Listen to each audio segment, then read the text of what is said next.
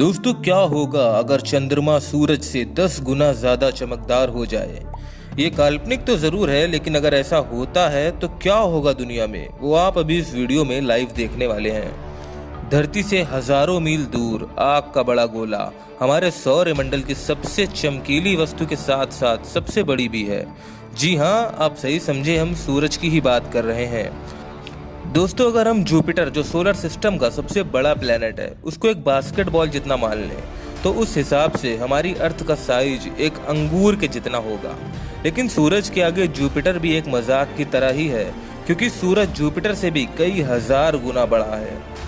सूरज कितना बड़ा है, इस बात का अंदाजा आपको अब तक हो ही गया होगा। आकाश में दिखने वाली ये बड़ी सी गेंद दरअसल हाइड्रोजन और हीलियम से बनी है, और इसका व्यास डायामीटर करीब 8,64,000 मील है, जो इसे छोटे से नीले ग्रह धरती से 100 गुना चौड़ा बनाता है। इसकी सतह पर करीब 10,000 डिग्री का तापमान होता है और कोर यानी अंदर करीब 27 मिलियन डिग्री का तापमान। वहीं दूसरी तरफ चंद्रमा को चारों ओर से पकड़ना थोड़ा आसान है, क्योंकि वहां पर टेम्परेचर नॉर्मल रहता है। चंद्रमा का व्यास यानी डायामीटर करीब 2160 मील ही है, जो पृथ्वी के 1/3 से भी कम है। चंद्रमा आकाश में हमें बहुत बड़ा दिखता है, लेकिन ऐसा इसलिए है क्योंकि यह हमारे सबसे नज़दीक की वस्तु है। लेकिन क्या हो अगर सेलेस्टियल बॉडीज बदल जाएं और अचानक चंद्रमा सूर्य से ज़्यादा चमकदार हो जाए। इसके बाद धरती पे जो होने वाला है, आप उसकी कल्पना भी नहीं कर सकते। तो चलिए कुछ सिचुएशन को रखकर हम देखते हैं। दोस्तों, अगर चंद्रमा सूरज से ज़्यादा चमकदार बन जाए तो सबसे पहले तो रात में दिन से ज़्यादा रोशनी होगी। इससे सबसे पहले तो आपकी स्लीप साइकिल डिस्टर्ब होगी, और सबसे ज़्यादा परेशानी होगी उन जानवरों को जो दिन में सोते हैं और रात के समय शिकार पर यानी कि भोजन के तलाश में निकलते हैं। अगर बात करें नॉर्थ और साउथ पोल्स में रहने वाले लोगों की, तो वहाँ के लोगों को ज़्यादा कठिनाई नहीं आएगी, क्योंकि वहाँ नॉर्मली भी महीनों महीनों तक दिन होते हैं और महीनों महीनों तक रातें होती हैं। उन लोगों को इस बात का आइडिया है कि अगर रात में 12 बजे भी आकाश में सूरज चमक रहा है तो कैसे सोना है। लेकिन आम लोगों के लिए ये काम उतना आसान नहीं होगा। दोस्तों, चंद्रमा सूरज की तरह गर्म तो नहीं होगा, लेकिन इसकी रोशनी कुछ ना कुछ गर्माहट देगी, जिससे धरती का टेम्परेचर बढ़ने लगेगा और इसी के साथ साथ बर्फ पिघलने लगेगी। सबसे पहले पहाड़ों पर जमा हुआ बर्फ पिघलना शुरू कर देगा, उसके बाद पोलर कैप्स यानी कि आइसबर्ग, और इसी के साथ साथ सी लेवल बढ़ने लगेगा, जिससे छोटे छोटे आइलैंड्स डूबने लगेंगे, जो कि समुद्र के चारों ओर फैले हैं। जैसे जैसे समुद्र में पानी बढ़ने लगेगा, पानी किनारे बसे शहरों में घुसने लगेगा, लोग शहर से अंदर की तरफ भागने लगेंगे, और ये एक चेन रिएक्शन बन जाएगा, जिसका जबरदस्त प्रभाव पड़ेगा वर्ल्ड की इकोनॉमी पर। और देखते देखते ठंड पूरी तरह से गायब हो जाएगी, और ठंड में करी जाने वाली एक्टिविटीज जैसे कि स्नोबोर्डिंग, स्नो फाइटिंग भी गायब हो जाएंगी।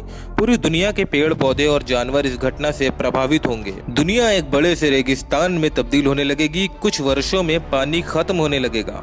अब इस घटना से कुछ लोगों का फायदा भी होगा, कुछ कंपनीज का फायदा होगा। जैसे कि चश्मे बनाने वाली कंपनी को अचानक बहुत बड़ा ऑर्डर मिलने लगेगा, क्योंकि लोगों को 24/7 चश्मे की जरूरत होगी।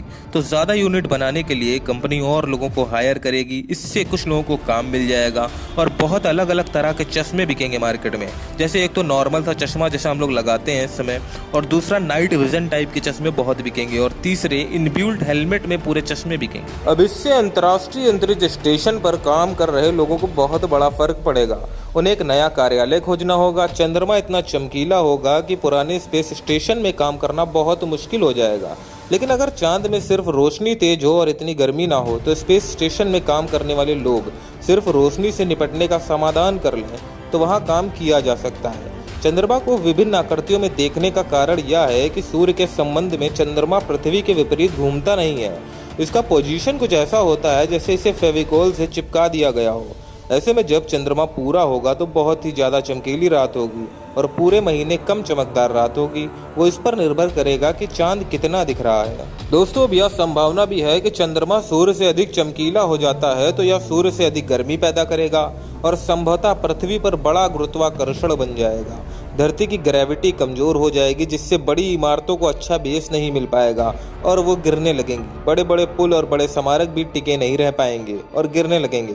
लोगों को चलने में काफ़ी कठिनाई होने लगेगी। दोस्तों, अभी हमने कल्पना की कि चांद अगर बहुत चमकदार हो जाए तो क्या होगा, लेकिन अब हम कल्पना कर रहे हैं कि चांद अगर धरती के और नज़दीक आ जाए तो क्या होगा। दोस्तों, चांद के पास आ जाने से उसकी रोशनी इतना बड़ा प्रभाव नहीं डालेगी जितना बड़ा उसका ग्रेविटी गुरुत्वाकर्षण प्रभाव डालेगा।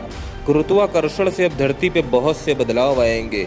हर दिन 24 घंटे समुद्र में बहुत ऊंची लहरें आ रही होंगी। यह इतना चरम सीमा पे होगा कि हर समुद्र से जुड़े शहर में लगातार बाढ़ आएगी। सभी टापू डूब जाएंगे, जिससे समुद्र से दूर शहरों की आबादी बढ़ जाएगी। नई स्थिति के लिए नावों को फिर से तैयार करना होगा। साथ ही पनडुब्बी हवाई यात्रा लोगों की नई प्राथमिकता होगी। रात का समय काफी चमकदार होगा, तापमान गर्म होगा, जिससे बर्फ पिघलेगी और समुद्र में पानी का स्तर लगातार बढ़ेगा। ज्यादा ग्रेविटी के कारण कामेट और दूसरे पिंड धरती की तरफ आ रहे होंगे, तो ऐसे में जब भी कोई बाहर निकलेगा तो उसे पहले आसमान की तरफ देखना होगा। लेकिन आपको परेशान होने की बात नहीं है, चांद वही अपनी जगह है। पृथ्वी और चंद्रमा का संबंध जटिल है। सौभाग्य से हमारे पास केवल एक ही नेचुरल सैटेलाइट चांद के रूप में मौजूद है, वरना सूर्यमंडल में कई ऐसे प्लैनेट भी हैं जिनके पास धरती जितने बड़े सैटेलाइट हैं। खैर, वो एक बिल्कुल अलग कहानी का टॉपिक है जिसे हम फिर कभी डिस्कस करेंगे। ये वीडियो आपको कैसा लगा कमेंट सेक्शन में बताएं, और अगर अच्छा लगा हो तो लाइक जरूर कर दें।